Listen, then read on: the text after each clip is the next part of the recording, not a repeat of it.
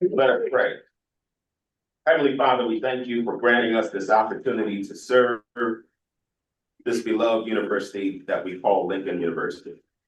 Guide our minds and our wisdom and our hearts with compassion, actions with integrity, and help us to learn from one another with humility, to liberate minds through knowledge and opportunity, to lead with courage and the vision that uplifts every student and strengthens our community. Bless our discussions, unify our purpose, knowledge and opportunity, to lead with courage, and the vision that uplifts every student and strengthens our community. Bless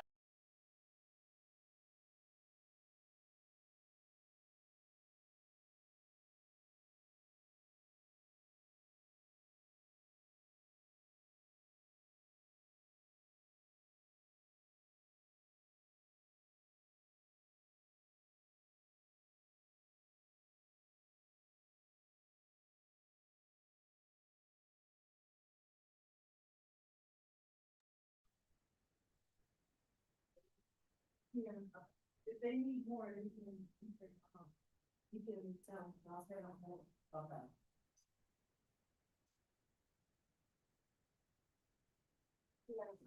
If they need more, you can tell them, I'll say no more about that.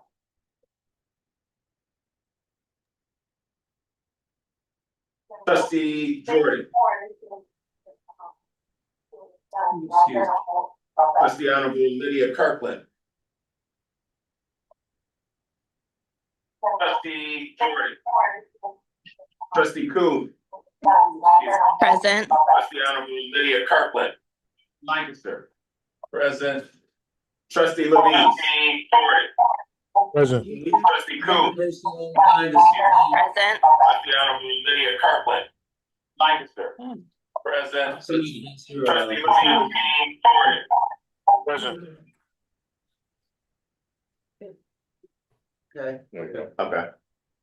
Trustee Levis. Present. Trustee Lawson. Here.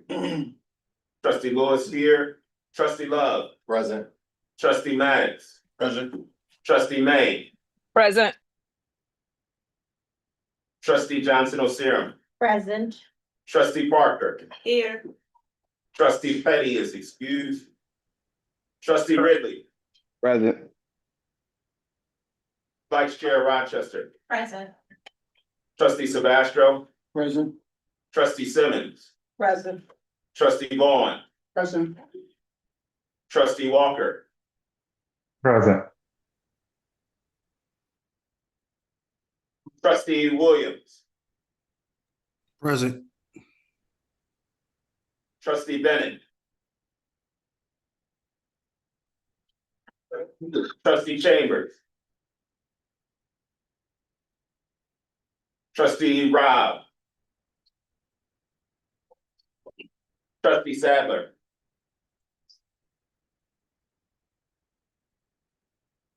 Wait, sorry. Okay, thank you.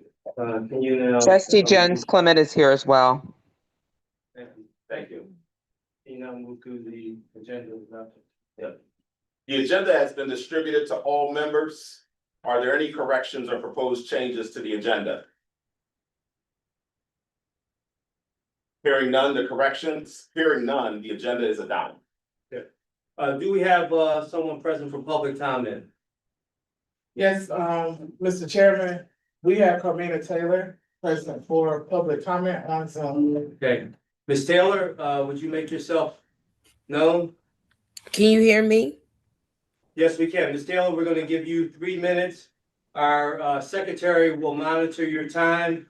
When you're at 15 seconds, you will be made aware, and you can begin now. Thank you. You can hear me, right? Yes, we can. Yes. All right. So good morning, Chairman Corman and respective Board of Trustees. I am a proud 2011 alumnus from the MHS program. I am a proud LU parent of the sensational class of 2016, and I'm a very proud former president of the LU Parents Association from 2014 to 2016.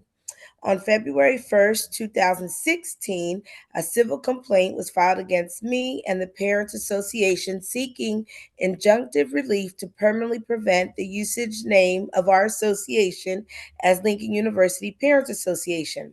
The docket reads Lincoln University versus Lincoln University Parents Association. I read the complaint again for the first time in almost 9 years.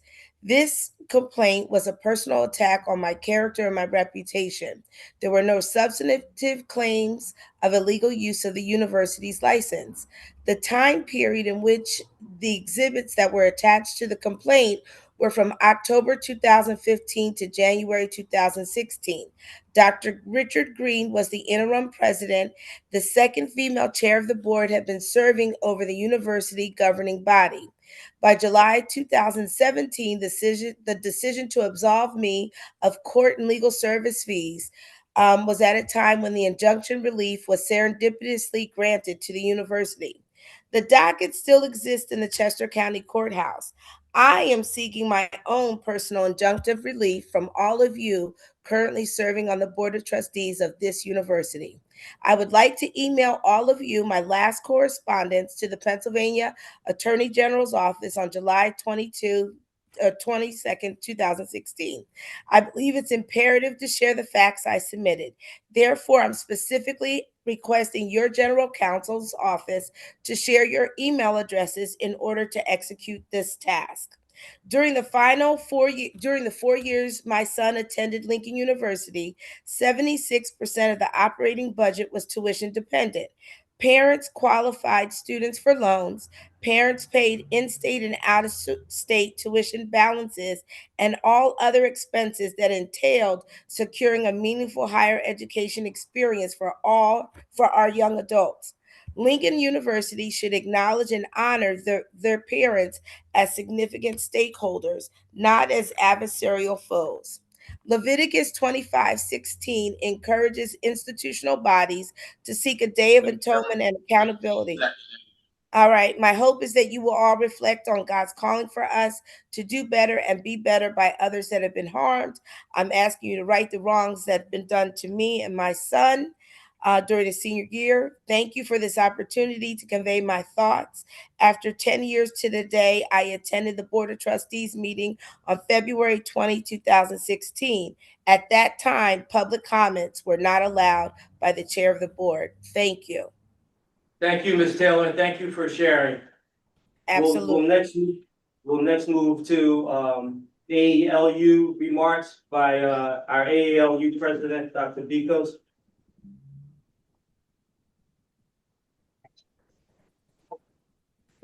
Excuse me. Let's do the minutes. The minutes were previously distributed to everyone, their packets. Are there any corrections to the minutes? Move their adoption, Mr. Chairman. Minutes are approved. Thank you. Now we'll move to the AALU remarks. Dr. Vikos, our AALU president, are you present? Make yourself known.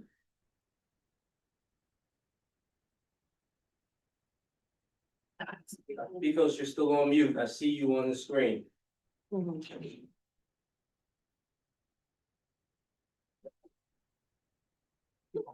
Can we unmute Dr. Vikos? Myself. Yeah. I can hear you all. Can you hear me? Yes, we can hear you now.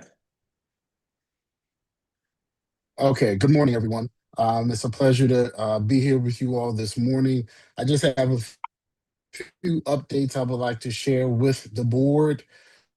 Our mission, our vision remains the same, where we're focusing on time, talent, and treasure. Some of the updates that I have for the board, so we do have a Gulf States chapter of the Alumni Association, includes the area of Alabama, Florida, Louisiana, Mississippi, and Texas. We also held this in January where approximately 98 of our members participated. I'll continue to focus on alumni giving. We will have various raffles that will be in place to support our giving to Lincoln University, as well as a party on Friday, February the 27th, in conjunction with the Baltimore Metro chapter. In the month of March, we will be hosting a Women's Month recognition. And we will also be focusing on Reunion Weekend coming up May 1st through the 3rd, 2026. Our major focus is on our Golf Invitational. As most of you know, this is our primary fundraiser for the university. Our goal this year is $100,000 that we are planning to donate to the 1854 Fund. I would like to share with everyone in attendance, this is a one-page document that we have developed that highlights the information about the golf tournament. You are more than welcome to share this information, but it gives an individual a general overview of what we are trying to do. It outlines the sponsorship levels as well as the individual support levels. And so wanted to share this with the board. This is a public document. You're more than welcome to share this with your friends and others. The last thing that I would share with you is that we are continuing our effort to ensure that our Golf Invitational is successful so that we will be able to provide the $100,000 contribution to the 1854 Fund. And the last thing that I would highlight, advancing the Lincoln legacy through literacy. And several alum and others will be reading to students throughout the Baltimore City School District on February the 26th and 27th. Chairman Corman, that concludes my presentation for this morning. And if there are any questions, I would be more than happy to address them. Okay, any questions? Okay, thank you very much, Dr. Bikos. I now move to the conflict of interest statement. I'm referencing it. Everyone has it in their packet. Please adhere to it. I thank you. The next is the chair's report. First and foremost, I want to thank everyone for everything you do. Your time, talent, and treasure is not taken for granted and is greatly appreciated. Those of you that reach out to myself and Dr. Allen is greatly appreciated. Whenever you have something on your mind, just text me and I'll set up a time to talk with you. And I believe in open communication, and we're moving in that direction. So, and it's enjoyed. On December 8th, I attended the marketing and communications meeting where I met the new VP of communications. Those of you who were here yesterday see how dynamic she is, and she has a tremendous vision for the university and is moving forward. The PDEA meeting, I was briefed by Chairman Love of that committee on the 17th after their meeting on the 14th. And there was a thorough minutes taken at that meeting. That committee is working tirelessly to get us to the $100 million that we're looking at raising. There was a tremendous meeting with parliamentary procedures led by Trustee Hooks and Trustee Lancaster. We had all the executive committee involved in that. There will be a workshop at the retreat. We'll have a complete seminar on that. Trustee Hooks, where is she? Trustee Hooks, you're a walking encyclopedia when it comes to Robert's Rules of Order, and we greatly appreciate it. The TDN, I attended the TDN meeting on the 29th of January, where we discussed the nominations for the 2 open seats for the university. The Business Affairs Review meeting was on February 6th. The Investment Committee meeting took place on February 17th. Tremendous meeting, and Trustee Sebastro, just great job. I know I don't want to steal anyone's thunder when they share their information, but just a great job of overseeing all of that. Trustee Larson, you're doing a fantastic job with business affairs and greatly appreciated. The foundation, board meeting was attended on, February 17th. And the board is moving with great alacrity towards some great things. And I'm sure that I'm not gonna steal your thunder, trustee Love, so I'm sure you'll address that in your meeting, briefing. And then the marketing committee meeting on February 17th, they had 2 meetings in the past quarter. And they're making tremendous strides, and I know that, trustee, Jones Clement standing in for, JP will share that with us. I want to thank the board members that attended the convocation, this past Thursday. Trustee Oseram, trustee Hooks, trustee, Levis, trustee Lancaster, trustee Love, were you with that? Which one? Okay, so I got the 4. And trustee, Lancaster, I want to thank you for standing in for me. Greatly appreciate it. This board is just doing a phenomenal job. Yesterday, we had a plethora of meetings. We started at 8:45, we ended at around 5:45. And, just great, most of the board was here. I'm gonna encourage everyone, that if they can, to try to make those Friday meetings. It's just so much information shared, and you get to see our students, you get to see our faculty, and it's just a phenomenal time. And the day goes by pretty quickly, quite frankly. So with that, I conclude my report, and I turn it over to our wonderful president, Dr. Brenda Allen, for her. Thank you. Good morning, everyone. Good morning. A PowerPoint, I think I might have to switch around. Is Dr. Beach here? Dr. Daniels? Oh, shoot. He's there. Oh, he's there. Okay, I can stay in order. So before I get started, first of all, I wanna, trustee Simmons wanted me to make sure, did you want me to do this now? She wanted me to make sure that, you all are thankful for all the kind notes and texts and flowers and love that was bestowed upon her at her time of loss. Pastor Simmons is a great loss to this community and to this family, and had let Sandy know that although I know she has a great community around her in Coatesville and so on, don't forget that you still have your Lincoln family, and we are here for you, for whatever you need. And so that is her, thank you to everyone.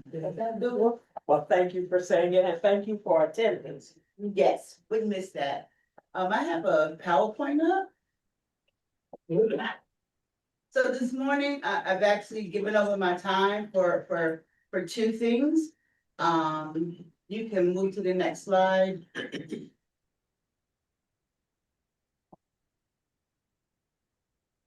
Move to the agenda slide, yeah. Next, all right, so, first of all, I wanted to take just a little time this morning.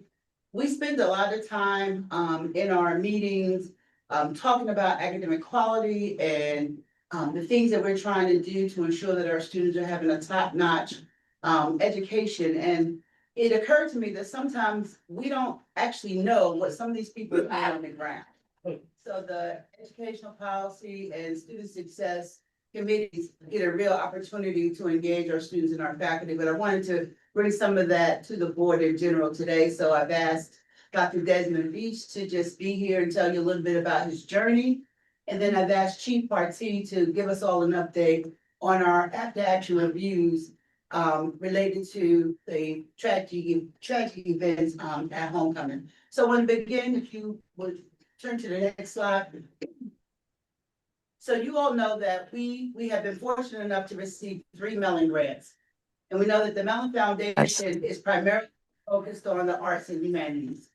I always say you can't have a strong liberal arts education if you don't have strong arts and humanities. And so with those grants, we've been able to, number one, boost the scholarship of our current faculty. But in our Mellon 2 and our Mellon 3, we've been able to create opportunities to bring new faculty to campus. These faculty members are concentrated in the arts and humanities, and I have to say that their presence have helped to greatly boost what we're doing in the arts and humanities. So I wanted to showcase, I didn't get anyone from music. This is the first day of spring break, but Dr. Beach agreed to come and talk a little bit about his journey. We first want to congratulate him. He just completed his doctorate degree. Oh, yay. Was it December? So we want to say congratulations. And I want him to just be able to tell us a little bit about that journey. So Dr. Beach. He's on.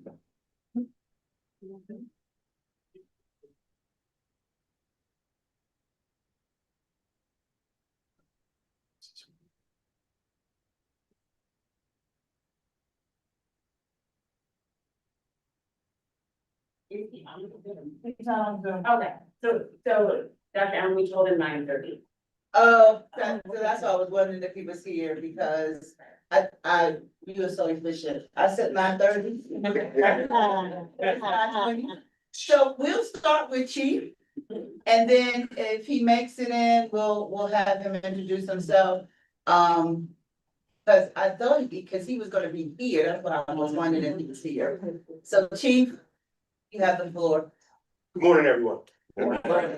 So what we embarked upon is the melding of basically two worlds. We took our law enforcement world, what we do in terms of after actions, and we married it with a comprehensive review and lessons learned that you would have in an academic setting.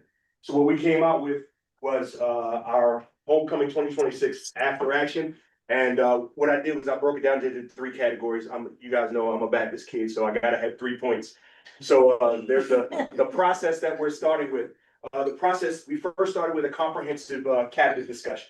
So in cabinet, we sat down and I had to open myself to ideas that were coming from outside of the world that I normally know. So that was really good for me because it expanded my skill set. So out of cabinet, we came up with a lot of things that I hadn't thought about because, you know, I'm laser focused on the things that I'm used to. So after we went through all of that, I compiled all of those things and we called a meeting with all of our stakeholders. And I like to say it's the Lincoln community in and around the gates. So we brought in all of our partners, our law enforcement partners, our emergency operation partners, and the township partners, brought them all into a room. And I think there were about 30, somewhere around 30 people that came to sit with us. And it was an eye opener for me because some of them didn't believe that we were open to help, or open to collaboration. And I think at the end of that meeting, they realized that we are collaborative. That's what we do here in this setting. So we had, from our law enforcement partners, we had Pennsylvania State Police, Oxford Borough Police, which is different from the township. And we also had our regional, Southern Regional Police Department. Oxford Township was in attendance. Chester County Detectives, who handle all of our major cases, was in attendance. Chester County Emergency Management, which is gonna be, and I'll talk about that in a minute, a huge resource for us, because they have a lot of things that they basically just opened up to us. They sent me a resource guide and it's basically like a menu. They just said, pick what you want. And I'll talk about that in a second. And then we had the district attorney who was also there, who is in charge of Chester County Detectives, who was there to kind of bring his perspective on what happened. And I must say it was humbling for me to be able to just sit back and have people have their say as to, you know, what should have happened. And I'm never a Monday morning quarterback guy, but in that moment, it took me to just sit and just take it all in, and it really helped me a lot. Next slide, please. All right, so we talked about the process. Now we're talking about the proposals. We brought SGA in. We said, hey, what did you see? Right, so this is truly comprehensive in terms of seeing everybody's perspective on what happened.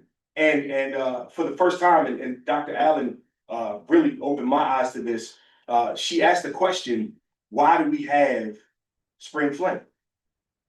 Why do we know why we have homecoming? We know why we have commencement. Why do we have spring fling? And the students brought it up. They said it's a way for the students to decompress from all of the time that we spent studying and all of those good things. So for the first time, somebody actually explained to me why we had spring fling, and it made sense. But what really, what really surprised me was the students were like, well, we don't want nobody here. We just wanted to be the students. And then we were like, well, hold up. Let's kind of bring that out a little bit. And as we sat and talked, we realized that one registered guest per student is great. Some students may not take advantage of that, some students will. So basically, and I'll go through this, the reason that I'm highlighting this spring fling is because out of this collaboration came a planning system, right? A planning system for special events here at Lincoln. But don't get it twisted. Lincoln is running the plan. We're not stepping back and saying, okay, well, we had this immense tragedy come in and take over. No, this is still our legacy. We're gonna lead our legacy, but coming out of this, we're getting a lot more resources and a lot more collaboration. So that's why I'm digging into the spring fling planning. So no outside events, no outdoor events after dusk, right? Moving forward, we're not having anything that's outside after the sun goes down, okay? Because what you'll see is, and something that I saw, the crowd changed. As the sun went down, our family started leaving, other people started coming in. So we're gonna try to control that, right? And we're controlling that by limiting all of our events after dusk. Controlled environments, right? Any event we have is going to be kept inside of a controlled environment. So if you know the campus, the auxiliary field on the backside has a fence, right? We're able to control access to the fence, which means we can screen people coming in. We have magnetometers, we have wands, all of these things that we can put in place to protect the event. The tennis courts, well, pickleball courts, whatever they are. Right, we're in the middle of the transition, and I'm learning because I wanna go out there and show some. No, I'm gonna leave it alone. My son told me that's an old person's game, so now that I'm learning, I guess that's. I'm old, so there you go. But anyway, we're using those courts because they have an entrance and an exit, and again, we can control the environment. That's what we're working on. We're working on not having just a free for all, because free for all gives people the impression that they can come here and do whatever they want to do.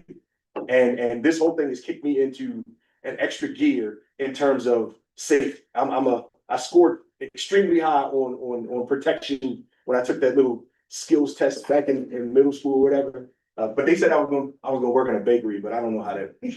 But anyway, so moving forward, the spaces that we're utilizing, right? Controllable boundaries. We talked about that fencing, right? And then when the sun goes down, we move things indoors. We do not have the gym anymore, but we do have wellness, right? We do have the ICC. Other spaces that we have that we can figure out how to utilize in a better way. But along with that, we're talking about structuring our events, right? This isn't just a, hey, come do what you want to do, hang out type thing. No, we're talking about, the students are talking about having a carnival for spring fling, right? So we're going to control these things, bounce houses, zip lines, food trucks. Everything we're doing is going to be very much on purpose, right? There's not going to be any ambiguity about what we're here to do. We're here to have a good time. They're here to decompress, but we're going to do it safe. All right, next slide. All right, again, so my deployment strategy, what we're going to is, it's a zone deployment, not my football focus, not that type of zone deployment, but this is a bullseye type of deployment, right? So we have our center ring, which is the hot zone. The center ring is going to be manned by Lincoln University, my team, public safety, and my extra security people that I bring in, because we have a SOP on how we deal with our students, right? So that's that inner area that we're going to work. The outer ring, that next ring, so that yellow ring, is going to be our law enforcement partners. So state police is talking about giving us 10 troopers, right? Out of those 10, we're going to use two-man teams to be in that yellow zone, to patrol, to keep an eye on the residence halls while the students are having fun here. While we're concentrating on being with our students, they're going to be my eyes on that second perimeter. And then you have your orange zone, which is that outer area around the gates. And that is where we're gonna use the other 3 two-man teams to patrol. They're gonna watch the traffic because they are responsible for Baltimore Pike. Make sure that there's no illegal parking, make sure that there's no backup. So they'll be able to deal with that as it comes instead of them being reactive and showing up late. So I believe the zone deployment is gonna pay dividends. But the big thing is we have resources now, right? We have resources that are gonna come in and assist us in pushing our mission forward. All right. So talk about PSP manpower. Chester County Emergency Management has offered their mobile command post, right? Normally, I would have the command post here in ICC, but with this mobile command post, I can put it anywhere, right? And they're also looking at the capability of piping our cameras into their command post, and they have camera towers also. So we'll have camera towers strategically placed around campus that are gonna coincide with our cameras, and we're gonna have somebody dedicated to just watch cameras from Chester County Emergency Management. I'm supposed to be in the command post. I'm working on myself to put myself there and not move around. I've always worked on that. I don't sit still much, but we're gonna figure that out. I might put somebody else in there, but we'll see. All right. And then the IAP review. So the incident action plan is something that is standard in the law enforcement community. It came out of our fire service, but it's a way to manage your resources and to keep track of everything that we do. They have technology now that instead of me just going through and fixing each page, you can input what you need and it automatically populates. And they also have mapping software that puts certain things around, boundaries around certain things, and it incorporates it into the IAP. And then from there, they will send that out to all of the departments. That way I don't miss anybody because maybe the email address wasn't spelled right, or they didn't pick it up, they didn't open it or whatever. But it sends out from Chester County Emergency Management, and they won't say, well, that's from part T, I'm not gonna open it up. Once they see Chester County Emergency Management, they'll know to bring that IAP in, and they'll know everything that we're doing, so that they'll have people staged just in case we need additional resources. And then the communications, they are going to patch in all of the radios to one channel so that everybody's talking on the same channel. So we have a different channel from PSP, but we would have to switch back and forth to utilize our dispatcher. We have our own dispatcher here in Lincoln. So we don't want to have to switch back and forth. They'll be able to merge both of those channels. Well, they'll have one channel for everybody to be on so that we can manage our communications a lot better. Next slide. And the product. What is the product? What came out of our after action? What are our lessons learned? So basically what we've developed is a long-term comprehensive planning apparatus. So if I leave today or tomorrow, God forbid, or the aliens come grab me up and I have to go, there's already gonna be somebody in place or an apparatus in place for the next person up to be able to utilize this planning activity. And we've already cultivated those relationships that were sorely needed in this area so that we can do what we need to do and protect our students and keep the community itself happy about what we're doing. So also, this process makes our stakeholders accountable, right? They can't just say that they want to do it. As we move through these meetings, if they're not there, it's recorded by Chester County Emergency Management. All of these meetings are documented. So they can't say, well, we didn't know. Well, if you come to the meeting, you would have known. And where is your buy-in? Where is your give to this collaborative effort? So that's a sustained partnership after express concern. So everybody's talking about they want to help us out. So now this is the way to say, okay, you want to help us out? This is how we're going to do it. Here's the plan. Where do you fit? Instead of me saying, help me, help me, help me, I'll put the plan out there and I say, hey, if you see a hole, plug it. And that's pretty much working pretty well. That's the inherent accountability. Oh, it's also scalable according to the event. So we go from Spring Fling, right, which we've brought down a little bit, right? And then we go to Homecoming.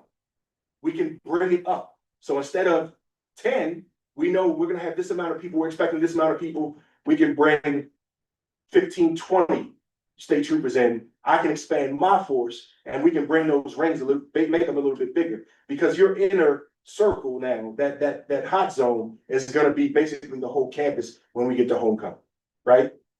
So that's how we're able to scale it up and down. And then the cultivation of the relationship. There's accountability back and forth. I produce something, they give it back to me. I'm able to make sure that these relationships are cultivated and they continue on long term. So that's what came out of the after action. I'm really glad that we did it. I'm really glad that from my perspective right now, everybody has bought in. The proof will be in the pudding. Spring fling will be our test case. But I think after the meeting we had the other day, I think we're well on our way to a successful event where everybody is tuned in, so that we don't have the misconceptions out there and the wrong perceptions that come when people don't participate. So that's what we have. So I yield my time. Thank you very much, Chief. Thank you. We should say that the meeting you had on the 12th,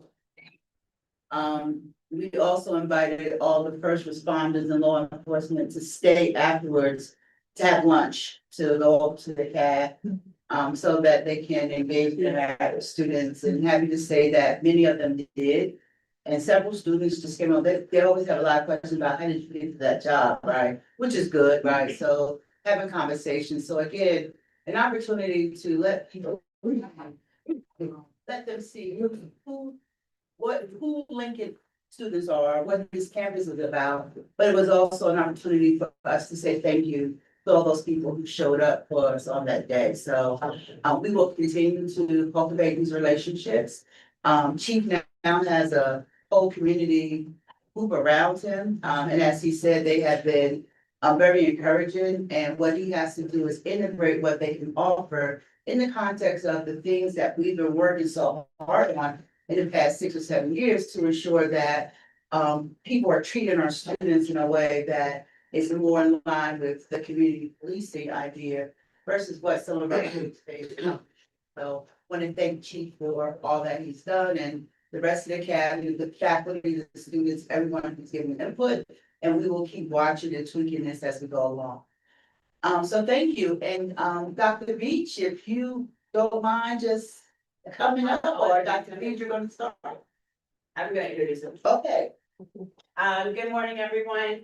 So to build on what Dr. Allen was saying about the Mellon grants, over the last 3 years, we were able to bring in 15 new faculty. About 6 of those were funded through various Mellon grants. And that has really allowed us to kind of, I would say, plant some new seeds in the community in terms of scholars and artists. And we have a representative who is Dr. Desmond, who just earned his doctorate. So you missed the on earlier. Here, and I asked him to speak not only about his own career here, but also about the other faculty and the cohort that we brought in the last 10 years. Thank you so much. Thank you, Dr. Dees. Good morning, everyone. And thank you for having me. Before I begin, I hope to understand who I am. I want to share a little about who my family is, as knowing them, you get to know me. So I come from a really long line of activists, civil rights champions. I grew up in Baltimore, Maryland, and I grew up in a home with my mother and my father and my maternal grandmother.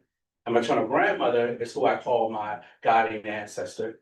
She's the one who guided me to the PhD. She's the one that guided me to my research that I'm currently doing. She's guided me in the work I'm doing with Lincoln students.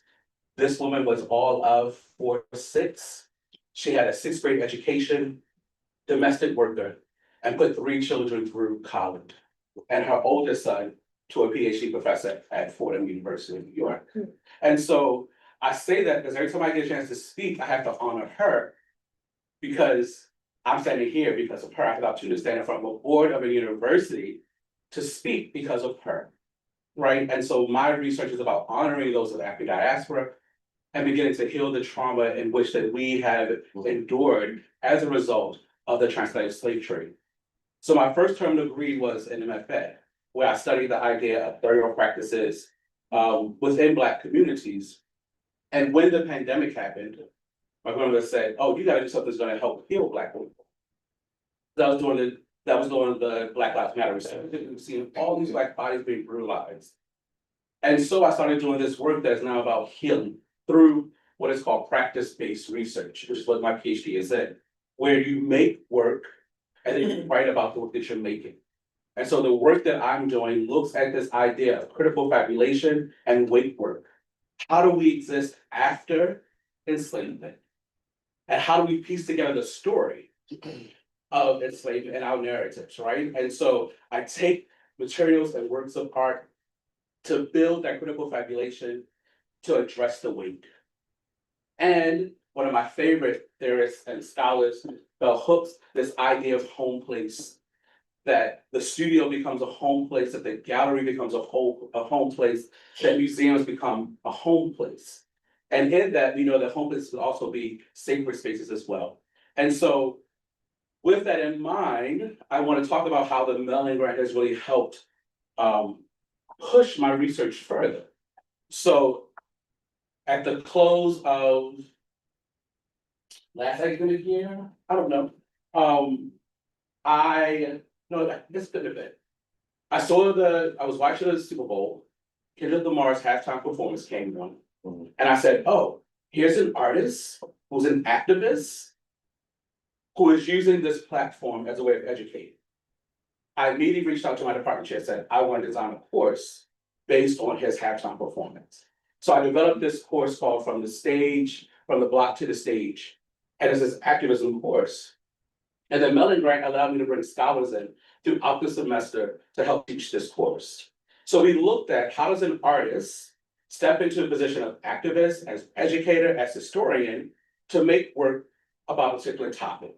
So this course, this activism course, looked at how do we collect oral histories. So we brought in a scholar from the Library of Congress that taught a workshop on oral history. So the Mellon Grant helped to bring them in for that day. We brought in a researcher from New York who used Bamba as a way of decolonizing the body. So we use movement as a way of your body decolonizing yourself, your thoughts, your mind, right, to liberate yourself. We then brought in another scholar that was able to look at the idea of how do we then set forth on a social movement, right? And so throughout this time, students really got to engage in what does it mean to be an activist? What does it mean to be like this researcher? And as a result of that, we then applied for the student research grant. And I have a student who was in that class who is now this semester working on what we call a soundscape. And so a soundscape is like a sound bath. It's an audio that you sit and listen to and get engulfed in. And so what he is doing, he's taking the oral history that we collected during the semester and is now weaving those into a 40-minute soundscape that will be debuted at the student symposium in the spring, in April. That is a great example of what practice-based research is, because you go and you find the evidence, you go and find academic papers, you go and find writings that support the themes and ideas that you want to talk about within your artwork, and then you make the work. And then you write about the work that you've made and what you have learned in that process of making the work. So what I'm doing is I'm leaning now to bring in this idea of practice-based research into the visual arts department. And along with the Mellon Grant, it's allowed me to bring in scholars who will also creative practice researchers to then help me in teaching students how to become researchers. Because I always have an artist, a researcher, and an academic. And I think that's really important because we need to see that there are multiple modes of doing research. There are multiple modes to understanding who we are as people. And so that's one thing. I would say that what I've also seen from the Mellon Grant, that the colleagues who've come in this particular year and last year, we're so excited about bringing new things to the campus, to the community. There's like this surge of energy, even at the Black History Convocation that happened on Thursday.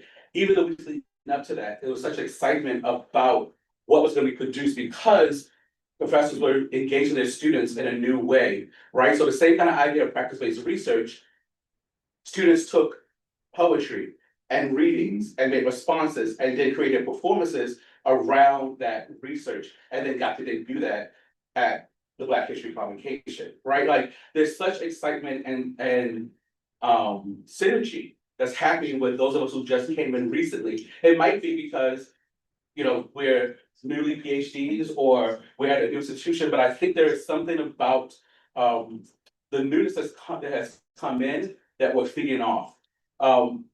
If you might remember, I was with my colleague from the visual art department, Dr. Mike Wilson, Him and I led a group to New Orleans, again through the Mellon Grant, to do this research as well. And so I think that we find that the faculty are really hungry and thirsty and are looking for opportunities to lead and to bring their research to the community to really help and inspire our students.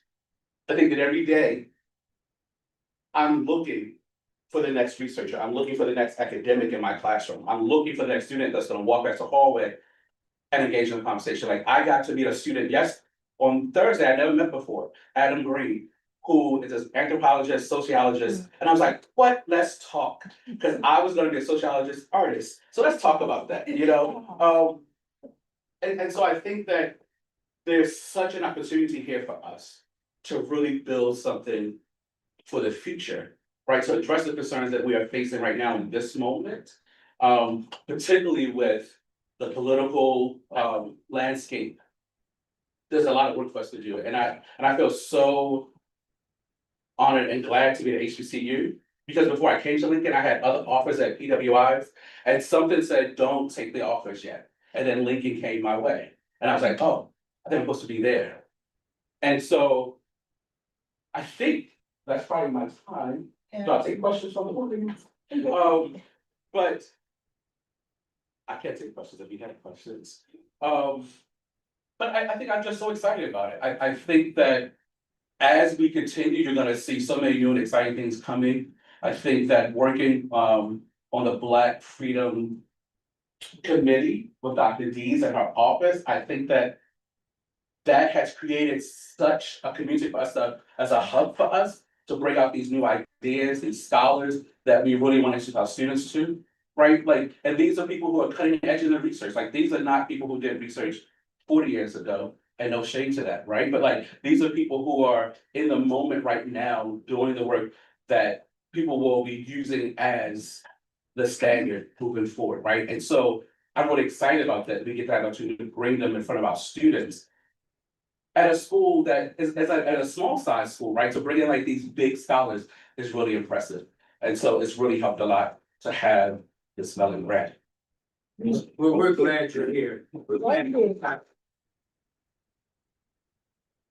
I wanna work in the future to maybe do something for the board where you all will have more time to spend. And this idea came to me because I invited the new faculty this year just to the house for reception. And we were sitting there and he's absolutely right. There's so much synergy, right? So I'm learning that first year students are reading things like Soul of the Black Folk and, you know, and interpreting it. The professor was here yesterday talking about the Black Consortium. New, you know, whole theoretical framework around more Afrocentric thought in health and so on. So we have an amazing cadre of folk, and it would be really great if you all just had some downtime to spend with them. But I want you all to at least see an example. So when we talk about academic quality, I'll look at Mary. You know, this happens at Swarthmore every day, but we need to say this is happening at Lincoln University at the same rate. You're a great example of what we are about and want to continue to be about. So thank you for staying today and just coming and sharing with us. So thank you very much. Thank you all. That is the president's report. We're gonna move to the treasurer's report. Mr. Rozier. We interrupt for one. Yes. How much was the grant and is it recurrent? No, we've had 3 grants. The first was $500,000, the second was 600. 600,000. Our current grant was $1 million. And we're about to reach out to see if we can write a 4th grant. Okay. Yeah. Good morning, everyone. The treasurer's report, which is also in your packets, it's broken down into 3 sections. The first section is cash, comparing December 2024 and also December 2025. You will notice that December 2024, it was 1.3 million. December 25, 5.4 million. The difference of that $4 million is really timing. As you might recall, we did receive our state appropriation late in December, but we had to bridge that gap because of time of state appropriation. That's why you see that balance there. It's not that we have too much cash. Then this second middle section is really about loans outstanding. I won't read through each one of those lines, and I'll draw your attention to the last section, which is really the investments. Looking at our portfolio with Bank of America. As of December 31, 2024, that investment was at 51.8, compared with December 31, 2025, which was 54.6, or a 5.4% appreciation net of fees and withdrawals.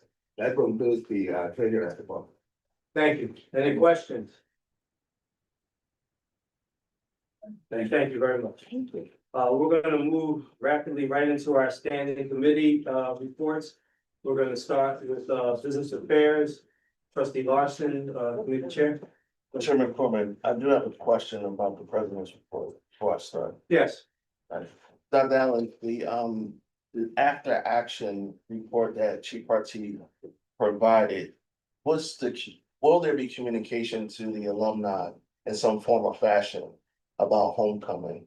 Because I know there's questions about that. And secondary, is the Chester County Sheriff's Department providing any support? So the question, so about alumni, yes, so what we've been trying to do is get a handle on where we're going.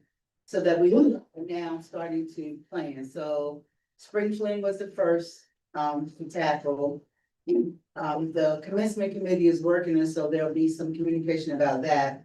But we did just put together the homecoming committee, and we'll start having some communication with alumni really very soon, especially this idea that we have to manage size and invitation.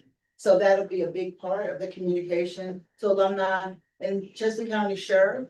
Yeah, so I've spoken to the sheriff a couple times. I wanted to first lock in everybody that was here that night, that when it happened, and then I'll expand out a little bit more. I want to do this Spring Fling as a test case. And then as we move into homecoming, then I'll pool more resources. But I've spoken to the sheriff a couple of times, especially at the graduation that we just had where we got one of our new officers. Was the sheriff invited to these meetings? Did they come to the meetings? Not yet, no. Yeah, these are just the people that were involved in the incident that we brought in the after action because they were involved. As we move, like I said, as we move forward in the planning, then I'll expand. But he's willing to work with us. He speaks very highly of Dr. Adams, so. Trustee Archie. Was a representative from the Lower Oxford Township at your meeting? Yes. The city solicitor or the township solicitor? Yes, and their emergency management person was there. Thank you. Any other questions? Okay. Trustee Larson, the floor is yours. Thank you. So if you have made reference to the minutes for the business affairs committees in your packet, just to give you a quick highlight, we had a quorum. We started our meeting at 9:46 a.m. yesterday. We discussed the spring enrollment numbers and looking at the projections centered around 91% of the budgeted enrollment. Dr. Allen did share some commentaries related to the enrollment declines that include graduation and retention, but also strategies that are being prepared to strengthen enrollment will continue on and come from that particular office forthcoming. We did discuss the continuation of a focus around diversification of our revenue stream. And we also discussed continued conversation around potential government relations advocacy.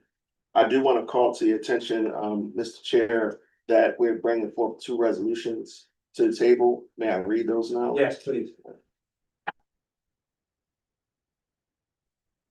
First resolution is centered around support from the board in relation to a 5% increase for room and board for fiscal year 2026 through 2027. And the second resolution is centered around a 0% increase for tuition for undergraduates and graduates for fiscal year 2026 to 2027. So you're looking for action on both of those things? Yes. Move their adoption, Mr. Chairman. Their adoption. It's been moving properly second. Is there any unreadiness? Hearing none, Secretary Lewis, will you do a roll call vote? Yep. Chairman Corbin, Yeah. President Allen, Yes. trustee Archie, Yes. trustee Carney Nunez, Yes. trustee Cooks, Yes. trustee Dix, Yes.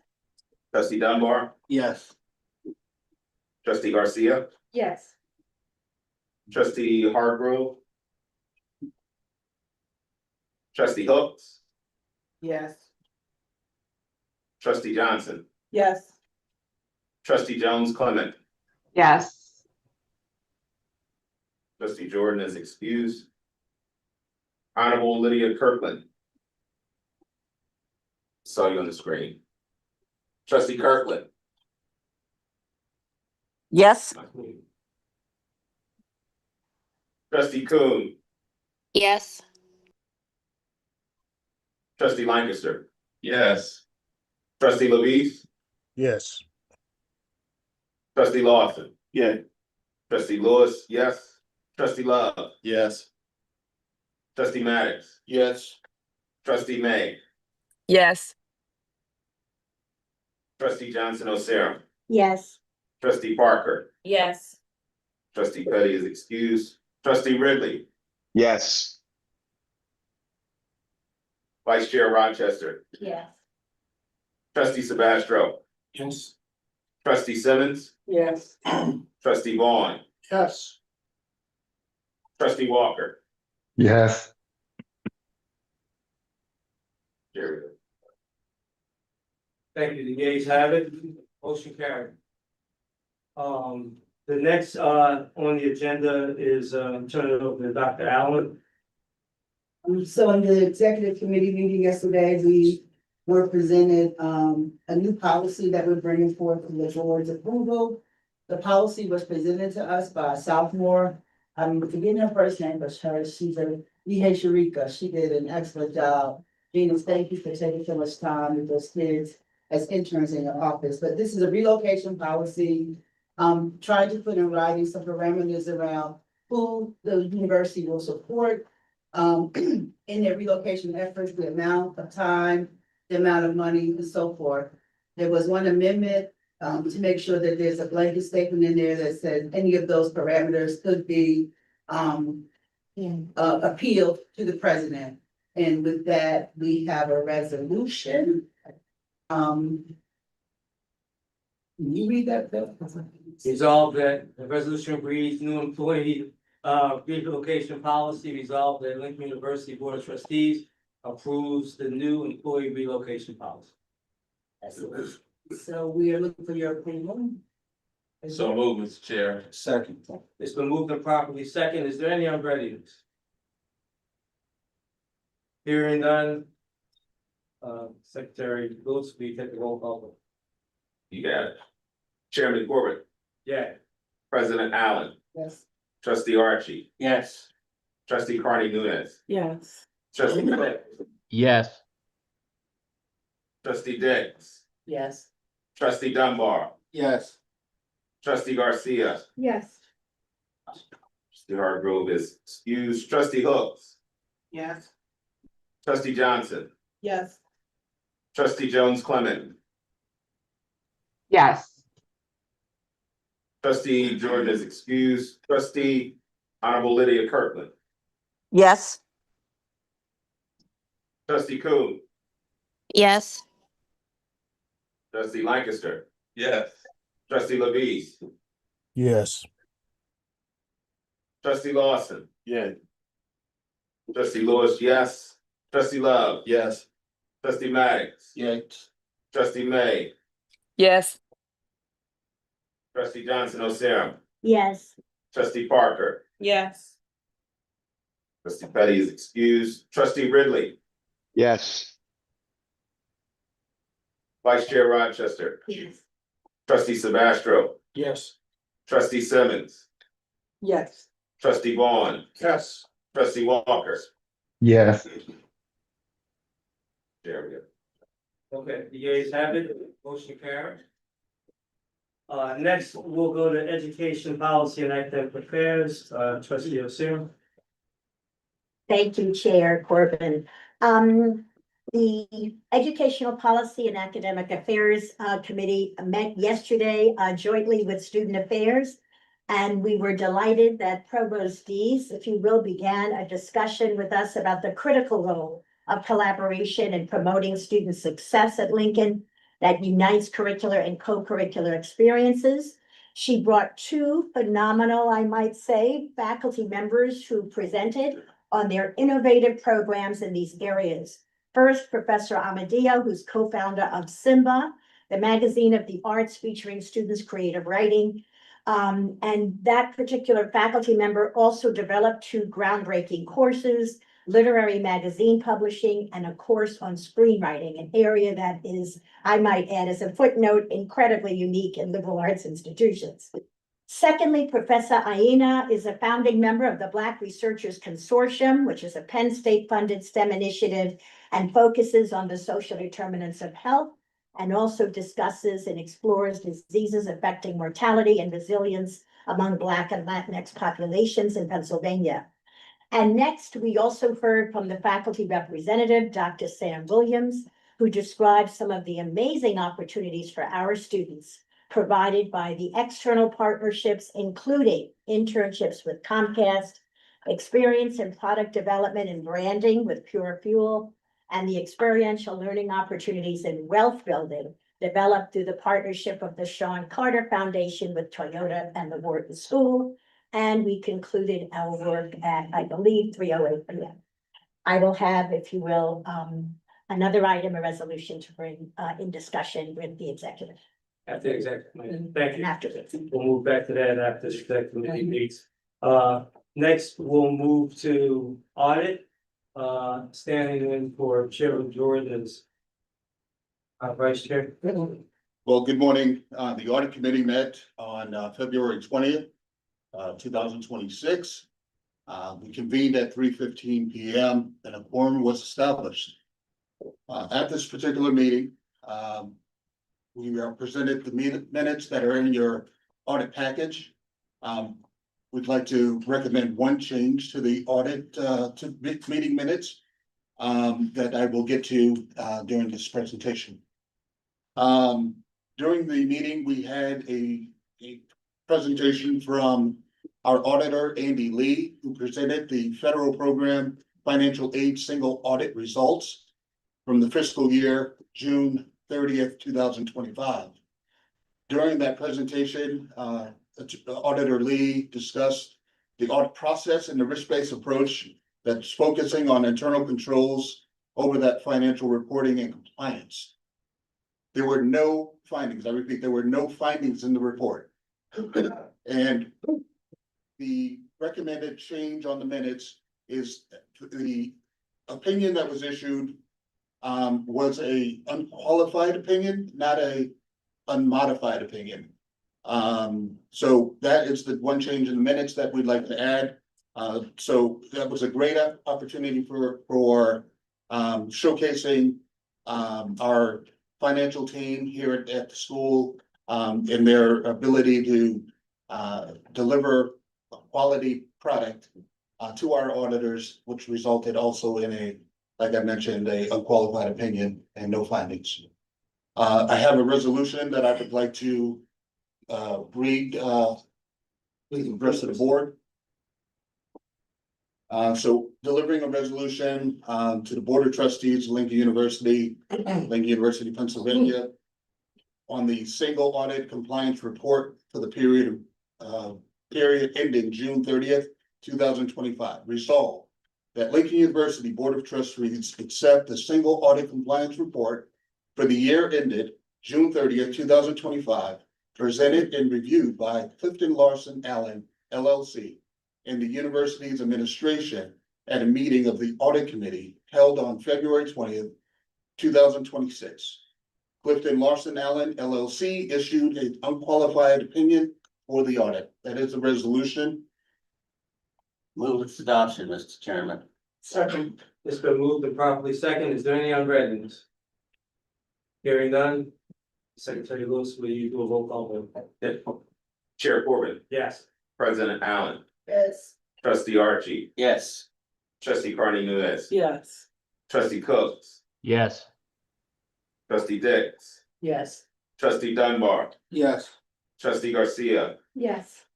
trustee Argo excuse, trustee Hooks, Yes. trustee Johnson, Yes. trustee Jones Clement, Yes. trustee Jordan is excused. Trustee Honorable Lydia Kirkland. Trustee Coon, Yes. trustee Lancaster, Yes. trustee Levis, Yes. trustee Lawson, Yeah. trustee Lewis, yes, trustee Love, Yes. trustee Maddox, Yes. trustee May, Yes. trustee Johnson O'Sarum, Yes. trustee Parker, Yes. trustee Petty is excused, trustee Ridley, Yes. vice chair Rochester, Yes. trustee Sebastro, Yes. trustee Simmons, Yes. trustee Vaughn, Yes. trustee Walker, Yes.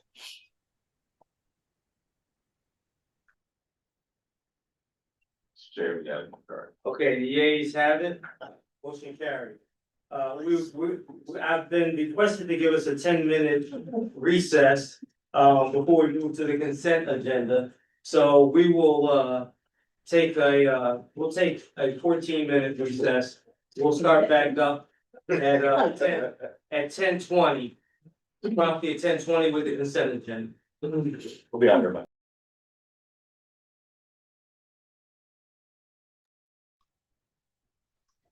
Trustee Kirkland? You can press your space bar down to unmute yourself. It'll just unmute you temporarily and then it'll go right back on mute. Just press space. That way you don't have to click. Just your space bar.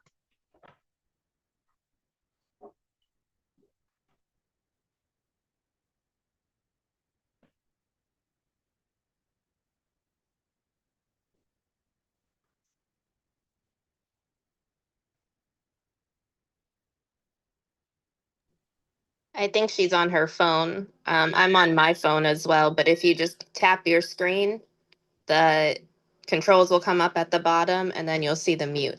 Right, okay. You can also swipe if you're on your phone. You can swipe, I think it's left to temporarily unmute. The swipe, it's like drive mode. It'll let you swipe. Yes, that works as well. Yep.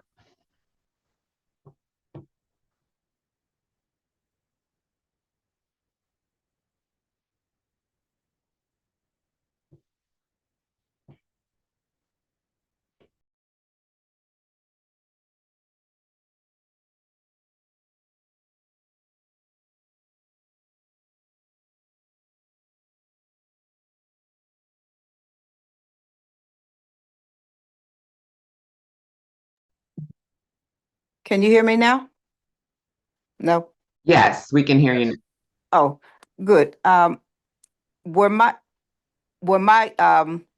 yes votes being heard or The muted? last one wasn't, but the others were. The Others last were? one you were on mute. Okay, But they saw you though. okay, good enough. Thank you. Thanks for your help too this morning. Oh, you're welcome. I don't know what in the world is going on, but I appreciate it. No worries. Okay.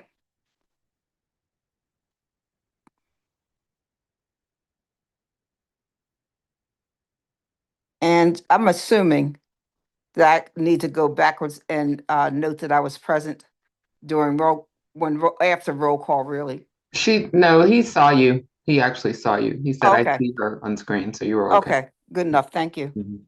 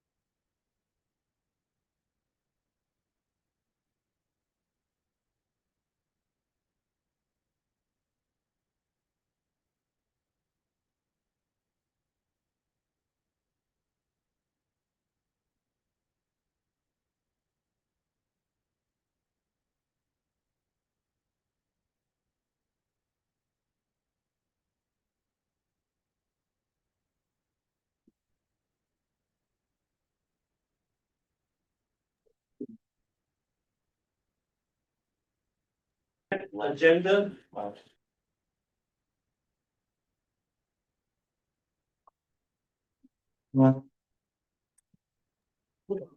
There's trustee Cooks there. He was on it.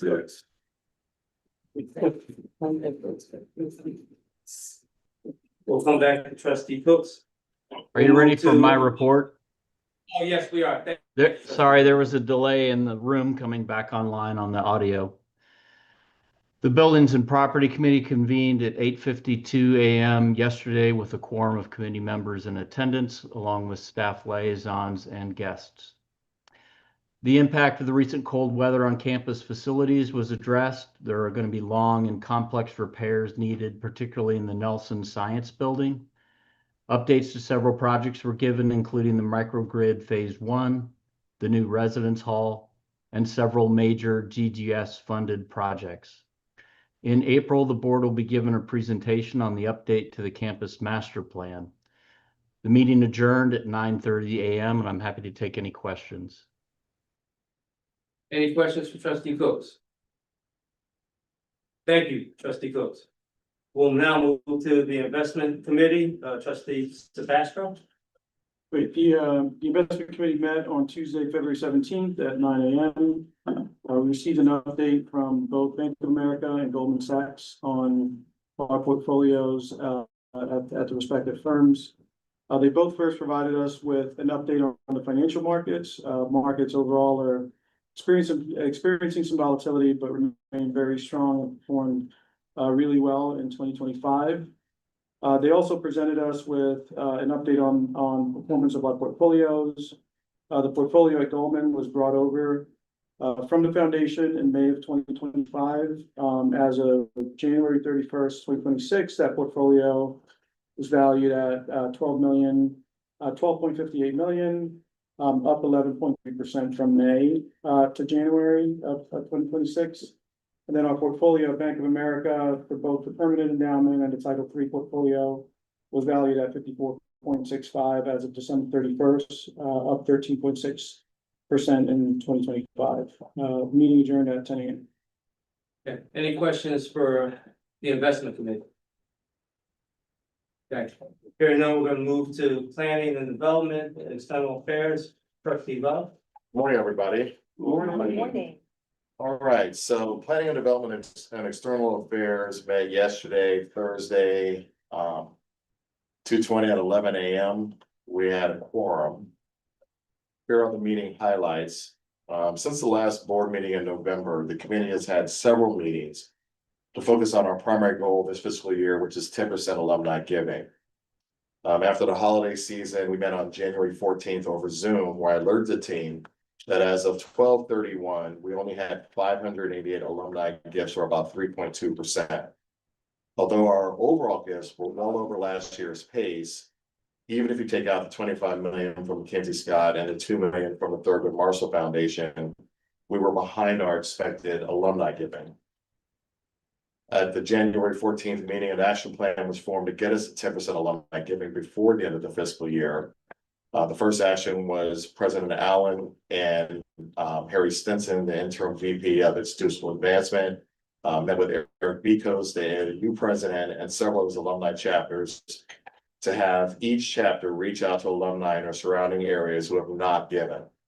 Harry's group has already provided the 100 names from each chapter, and we are expecting the contributions to start coming in. Please note that even a small gift of $5 to $10 will allow us to count their name as a donor. Second, Vice Chair Lorella Dix and myself met with Harry and his team in Institutional Advancement this past Thursday, 2/19, to discuss their internal processes to ensure that they are prepared to manage incoming gifts efficiently. We also brainstormed on how to better reach alumni who have not given. Lorella and I also offer the board support on any needs they may have to support this effort. They have already hired 2 work study students to aid in data management and are adding 2 more in the coming weeks. We are confident that Harry's Group understands the importance of this goal and the role they need to play to ensure its success. During our meeting yesterday, we had a spirited conversation around the importance of meeting the 10% alumni giving goal to support the upcoming $100 million fundraising campaign that will be led by the foundation board and our new management partner, Graham Pelton. A representative from Graham Pelton gave an introductory presentation at the foundation board meeting held earlier this week, busy week. As stated before, our foundation board and our board will continue to work together on the $100 million fundraising campaign and the new relationship with Graham Pelton. Gary and his team presented several strategies, this is yesterday, presented several strategies that we believe will allow us to make up the slow start and get to the 10% goal by the end of the fiscal year. It should be noted that we are always focused on major gifts as well, and have several in the pipeline that we hope will close before the end of the fiscal year. Finally, we had a short discussion about the Lincoln fundraising gala that will occur during the 100-year homecoming celebration in October. There's a lot of work to be done to prepare, and a small committee from both the foundation board and the board of trustees, as well as Graham Pelton, will be formed in the coming weeks to ensure all ideas are considered as we prepare. With no further business, the meeting adjourned at 12:09 p.m. Thank you, trustee Love. Any questions for trustee Love? Yes, trustee Archer. Yes, sir. Trustee Love, if you make a contribution, the alumni, is the money going towards the corpus of our endowment, or is it just going for operational purposes? Dr. Allen? It depends on how you give it. If it's unrestricted, If it's unrestricted, it goes into the unrestricted pool and used however needed. Or if it's temporarily restricted, we put it there. in the or foundation, yeah, it all goes in the foundation and it's transferred to the university, based upon its purpose. That, I'm not sure, Dr. Allen. so you The can give reason, a gift the in reason three I ways. asked, You can give a gift in three ways. So you can give a gift and say it's unrestricted. correct, And then that'll go into the unrestricted pool. You can give a gift and say it's temporarily restricted, say scholarships. So people give money. Ever gave money to the Brenda Allen Need-Based Scholarship Fund. So that's temporarily restricted. I have money there. And then you can give money to a permanent endowment that already exists. So if it already exists on the university side, it goes right into there. If it's a new endowment, it goes to the foundation, and those endowments will be set up under the foundation. All the money, with the exception of the permanent endowment, sits in the foundation. And what happens is, as we use those foundation dollars, they are transferred from the foundation to the university. right, I'm looking at the treasurer's report. Mhm. It shows a corpus, Jose, of $18 million. But it also shows interest earnings of $36 million. And my question is, if you make a contribution, does it go to a corpus? And Oh, then, it goes to the corporate, yeah. well, I'm then- sorry, I'm sorry. It goes to the corpus if that fund already sits there, it continues to go to the corpus. right, but if I make the contribution, does it go right into the corpus? And that increases that number from 18 million to whatever my 18 million plus the contribution that I make, Yeah, I think what Dr. Allen's saying is, it Yeah. depends on how you. if it's unrestricted. If it's unrestricted, it doesn't go to the corpus, no, the corpus is not, the unrestricted dollars are not the ones that are in the permanent endowment. Right, we'll discuss this afterwards with Jose. Any other questions? I'm just looking at the treasury report while I ask this question. Trustee Lang. I know we want to move along, but I think that's still a good point, because one, when it's unrestricted. I'm sorry, when it's a temporary. It's temporary restriction.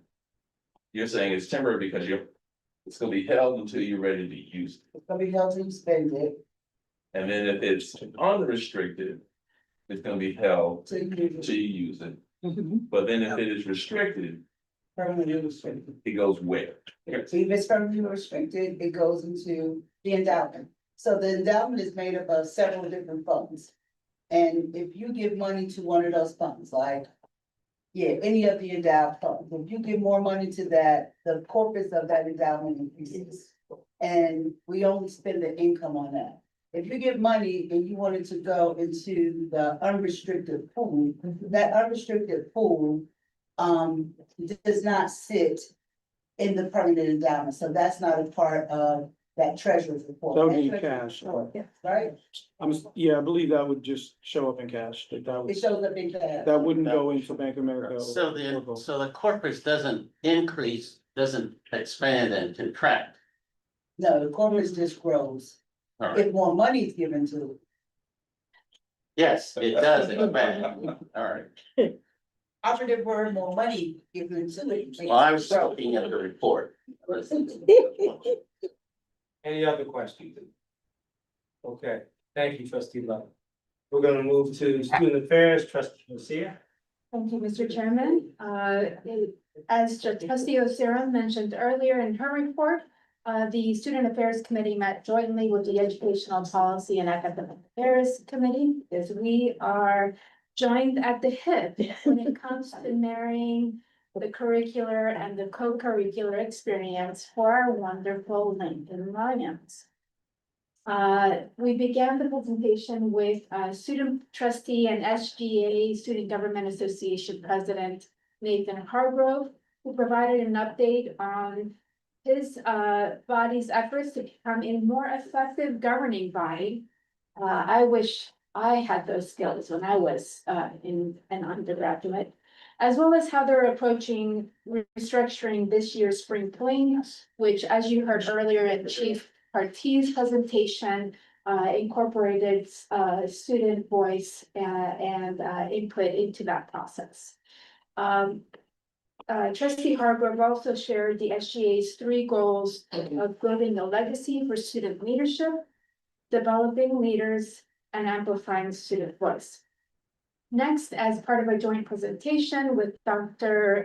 Dees, who's the provost on internal and external partnerships, Dr. VP for Student Success, Dr. Kimberly Smith, featured the Lions in Ghana partnership with Bryn Mawr College, as well as the university's partnerships with the United Negro College Fund and Complete College America, that both serve to connect faculty and staff, create greater cohesion and alignment across campus.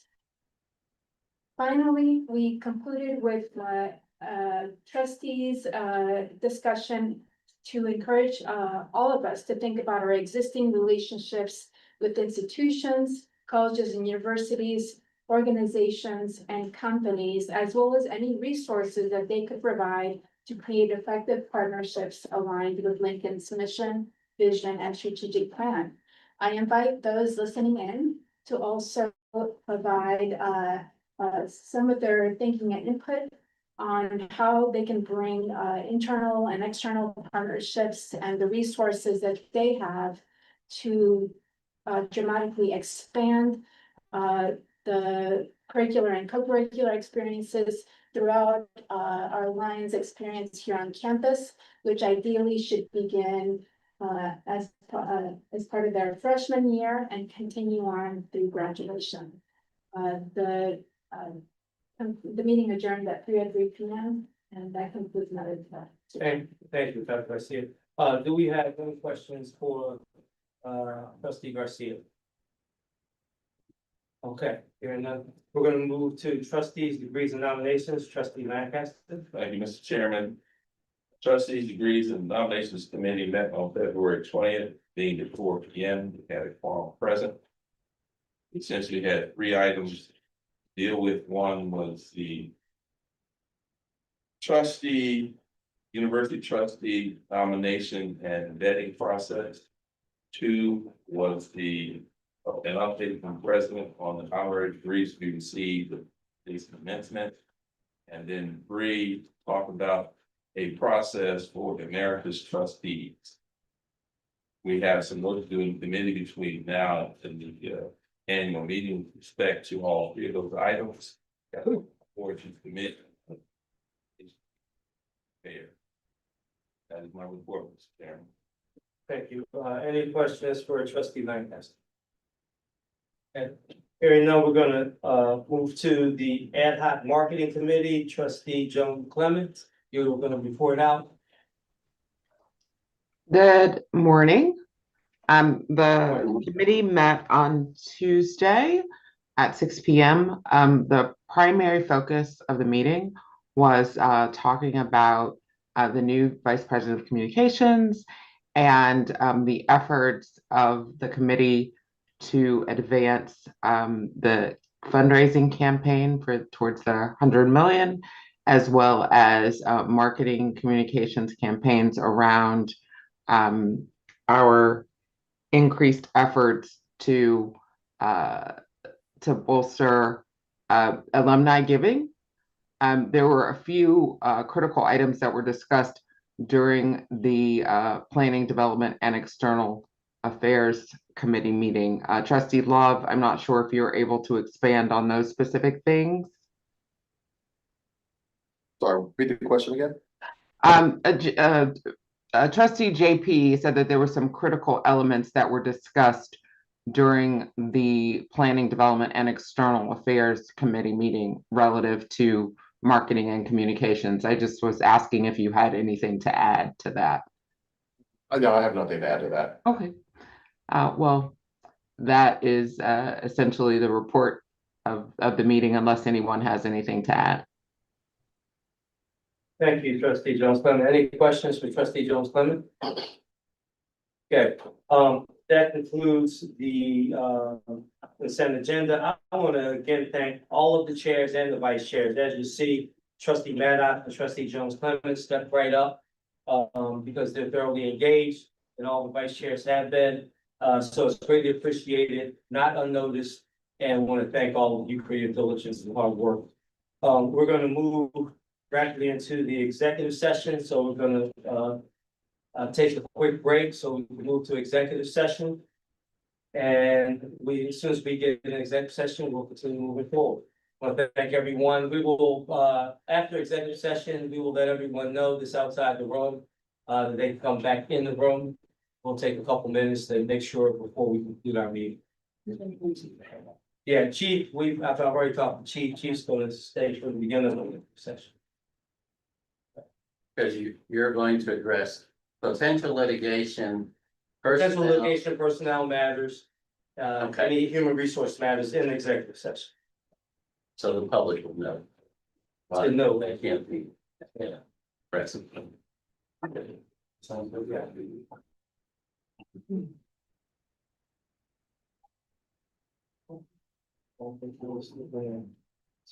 I guess we just have. What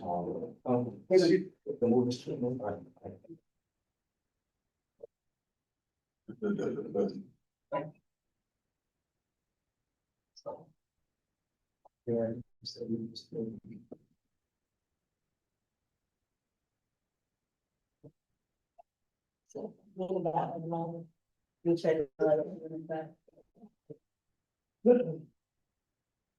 People ready to get moved off of YouTube.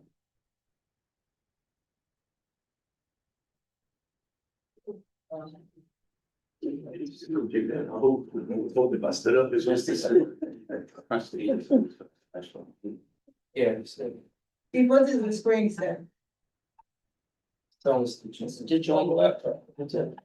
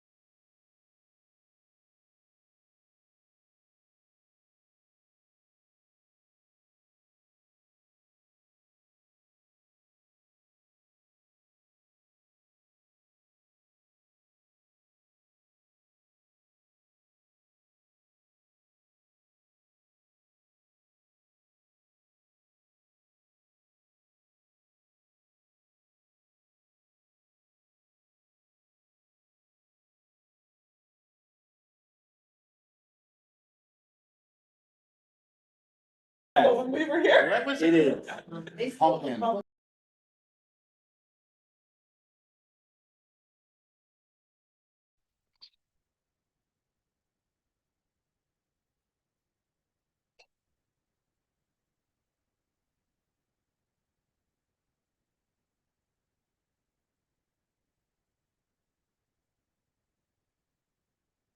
Session, we're back in session. At this point, I wanna, go to, education policy and academic affairs, trustee Sarah. Thank you, Chair Corbin. On behalf of the Committee on Educational Policy and Academic Affairs, I bring the following resolution to the board. The 2026-2027 promotion and tenure recommendations. Resolved that the Board of Trustees hereby approves the recommendation of the candidates being presented for tenure and promotion. She wants to move the adoption. I'm speaking on her behalf. Yes, yeah, second.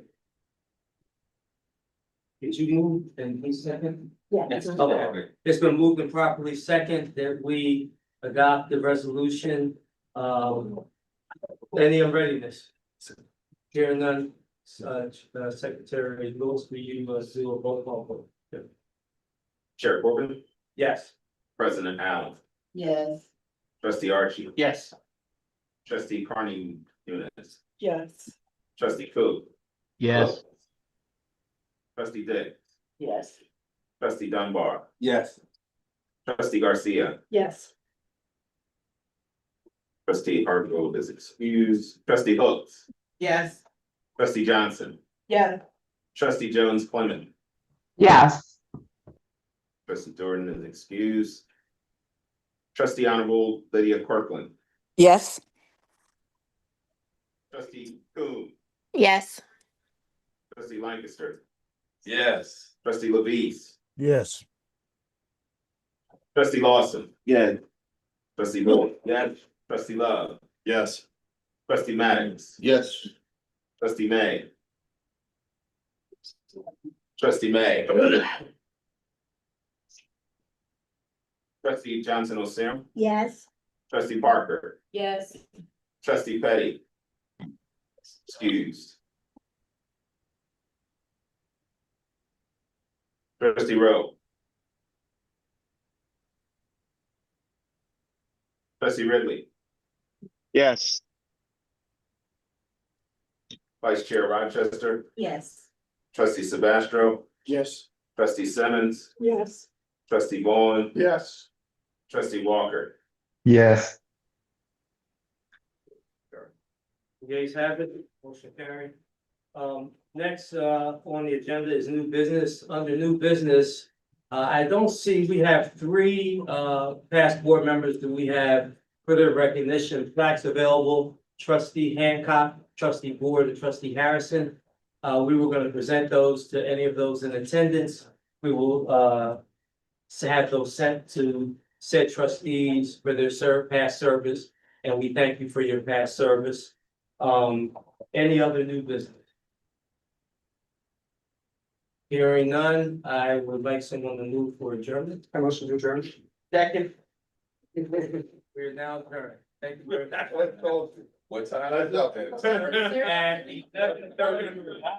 Boy. Wow. Efficient timing. It's amazing. Amazing. Look, it was supposed to roll.